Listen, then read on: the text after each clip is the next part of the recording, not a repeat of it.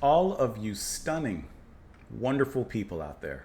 I appreciate you stopping on by to join me on this lovely day that it is. Hopefully, it's a lovely day wherever the sun is shining down upon you, or maybe the moon is watching you before you go to sleep today or tonight, depending on your slice of the earth. Let's go ahead and listen to This Island Earth by Bryan Ferry. We're going to listen to this coming off of his album, The Bride Stripped Bare, fifth studio album released in 1978. We're listening to this track because it was suggested and sponsored by Herb. Herb, thank you so much for the recommendation and thank you so much for the support as well. I truly appreciate that. Listen, Bryan Ferry, one of those evergreen artists. We know it's, okay, we don't know, but we know it's probably going to be really good. I put him like there with like Morrissey as well. I kind of put them in a similar Venn diagram, so to speak. And they're both are extremely creative, have a hint of romanticism, sometimes a sullenness in their voice. But let's see what Bryan Ferry is whipping up today with this track. It's the final track on the album, This Island Earth. I pressed play, but it didn't play. This Island Earth. There you go. It's a very interesting sound already.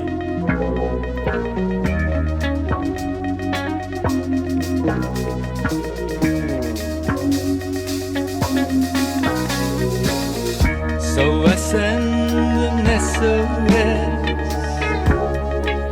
semaphore myself, catch me falling finally through the air and underground, everywhere this sound screams and whispers.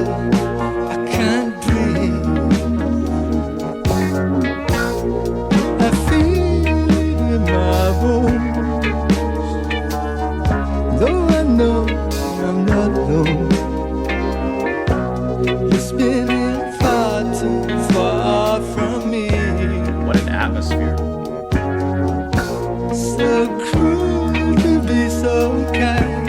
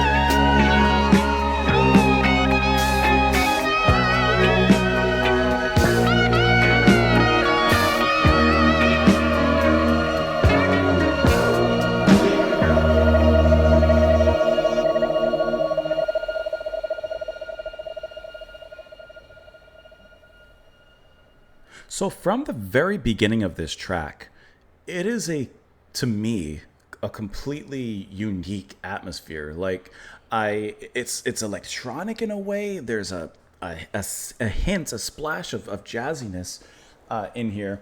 This almost feels like something of a film noir kind of soundscape, except in some sort of, I don't know. It just, to me, it just sounds very unique, almost indescribable. The way he performs. And then, of course, Ferry, his very melancholic direction that he chooses with his delivery is sensational. It kind of encompasses the music, but it also sneaks by. It's almost like he's singing, trying to evade the spotlight of the music in this track. But it's very interesting, like the sound of it all, but, to kind of, for myself, to kind of dive in and understand the sound, which just sounds special, I got to see who's playing here. So Ferry is obviously handling vocals and keyboards in here. You also have Neil Hubbard on the guitar. And we get a really cool solo that kind of creeps out of the music because you heard it kind of crawling through the trenches in the music throughout. But then at the end, it's actually allowed to, pull itself up out of the dirt and out of the mud and reveal itself in full at the end there, which was a really cool way that happened because it did it so organically in the music. And looking at Hubbard here, he's worked with a lot of different musicians. Roxy Music, of course, Joe Cocker, B.B. King, Dexy's Midnight Runners, and the list goes on from there. So incredibly experienced and in a variety of bands. And I like how he brings a certain mystique into this music, especially when it comes to the end. But also throughout, you kind of hear those effects in the veins of his guitar playing throughout in accordance and alongside with the synth and the keys, which creates this really deep moodiness in the music. On bass, you have Wetton. I love when we hear John Wetton in different areas and different places that I wouldn't necessarily not expect him to be. And it's a great surprise to have him featured here, as his bass has this deep throng to it that kind of takes the atmosphere of the track and just puts a gravity to it. It adds this weight to it.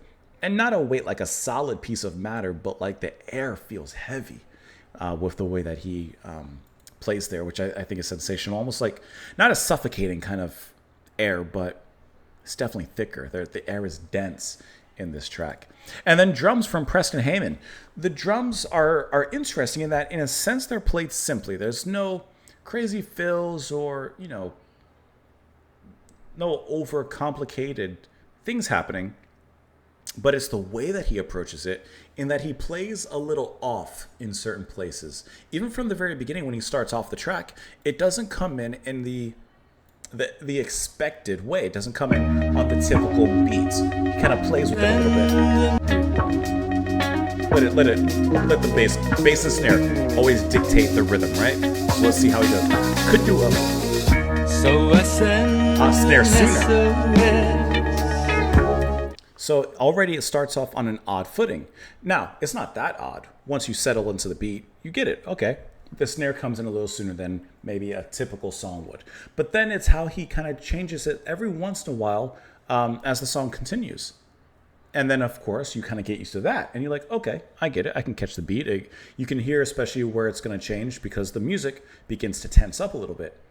And then he does it again later on. Like, he's always playing with a relatively streamlined groove, but he adjusts it in very specific ways to just take that rhythm and make it a little bit odd. In the best way possible. He makes it a little odd, and I think that's fantastic. But the mood of this track, it just has a certain sound to it, and I don't know how to describe it except for this dense mystique and mysteriousness to it. And the album cover is pretty simple. It's just Ferry there looking, but he's kind of bathed in blue while he was wearing a black coat there. Very simple. But beneath that, you have music that is not so simple. That, and there's that hit there. I don't know. Is it just me, or like, to you, like, in your opinion, is there something like very different about the atmosphere in this track that just sounds wholly unique? And the ending solo is great. There's a tension.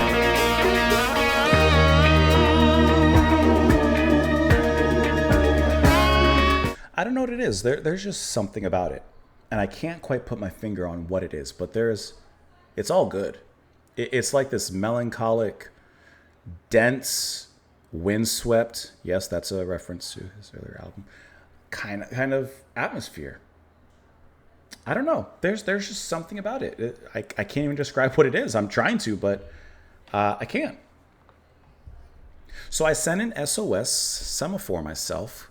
I don't know what that word means. Listen, sometimes you got to learn, right? Semaphore is a synchronization mechanism used in computer programming to manage concurrent access to shared resources. Okay, by multiple processes or threads, preventing race conditions. All right, semaphore myself. So he's synchronizing himself in a way. Catch me falling finally through the air and underground, everywhere this sound screams and whispers, I can't breathe. I feel it on my bones, though I know I'm not alone. You're spinning far too far from me, so cruel to be so kind. Now I know I'll always find this island earth a mystery. He won't understand this earth, right? As I stumble through the dark, dream lovers dream apart. Starry-eyed a vision rushes in. Do I wonder or care? He's asking himself, does he even wonder or care about these things, these musings he's having? My spirit's bleeding, God knows where, a never-ending stream. I tried to love, tried to find my soul in shadows running blind, and restless as the sea via sidewalks through the haze, wandering in a maze, lost in number, time, and space. I like this line, lost in number, time, and space. So near and yet so far, cast away as strangers are, this island earth and you and me. I mean, I really think that, through all his poetic musings here, I think he's really just talking about, being on this earth. He describes it as an island, so there's nothing connecting it. And he's feeling perhaps a lack of connection with someone else. He just sees a lack of connection perhaps with humanity, perhaps with others.